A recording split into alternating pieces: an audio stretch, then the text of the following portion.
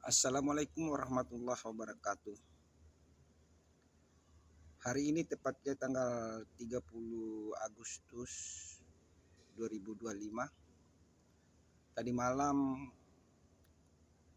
warga yang tinggal di Kota Makassar dikejutkan dengan adanya kejadian pembakaran gedung DPRD dan pembakaran fasilitas-fasilitas umum yang lainnya seperti pos polisi dan kendaraan-kendaraan di sekitar gedung DPRD.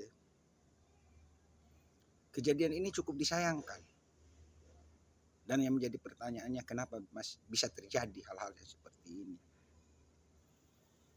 Sebagai masyarakat awam, kita harus bisa berpikir jernih. Jangan sampai kita dimanfaatkan oleh oknum-oknum tertentu untuk kepentingan mereka. Dengan jalan, bagaimana pemerintahan ini terganggu. Kita harus paham, permainan politik tingkat tinggi itu tidak bisa kita jangkau sebagai orang kecil. Mereka bisa memanfaatkan sesuatu, peluang sekecil apapun untuk menyampai tujuan mereka. Terlepas itu harus mengorbankan rakyat kecil ataupun kepentingan umum. Saudara-saudara sekalian, kita harus paham. Memang saat situasi sekarang ini kita dalam keadaan yang tidak baik-baik saja. Baik dalam hal pemenuhan kebutuhan, harga-harga yang melambung, yang tidak sesuai dengan pendapatan kita sebagai masyarakat kecil. Di sisi lain kita ditontonkan dengan tingkah laku para eksekutif maupun legislatif yang tidak memiliki nurani terhadap penderitaan rakyat.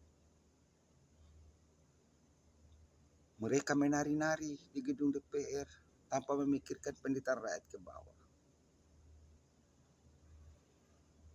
Dan puncaknya juga terjadi di kota Jakarta kemarin, di mana salah satu driver ojol yang notabene menjadi pencarian masyarakat kecil mayoritas di Indonesia, dia tertindas oleh mobil aparat kepolisian sampai dia meninggal. Ini sungguh menyedihkan dan sangat tragis, bisa dibilang seperti itu. Kita berharap keadaan ini tidak terulang lagi. Dan sebagai masyarakat, kita harus bisa berpikir.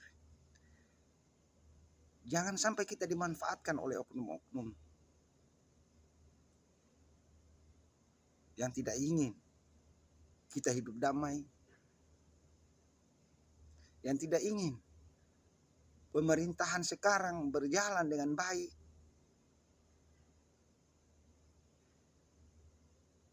Kita harus paham, situasi sekarang memang tidak baik-baik saja. Tapi jangan sampai kita terprovokasi untuk kepentingan-kepentingan segelintir orang. Selama ini kita tahu, akhir-akhir ini pemerintahan Prabowo sangat getol memberantas korupsi. Dengan situasi seperti itu, pasti ada orang yang merasa tidak puas dan merasa kepentingannya terganggu. Bisa saja mereka menggunakan momen seperti ini untuk membalas ke pemerintahan. Jadi tolong kita harus berpikir jernih. Jangan sampai kita terprovokasi. Usahakan sebelum kita bertindak, kita harus berpikir. Mungkin itu yang bisa saya sampaikan.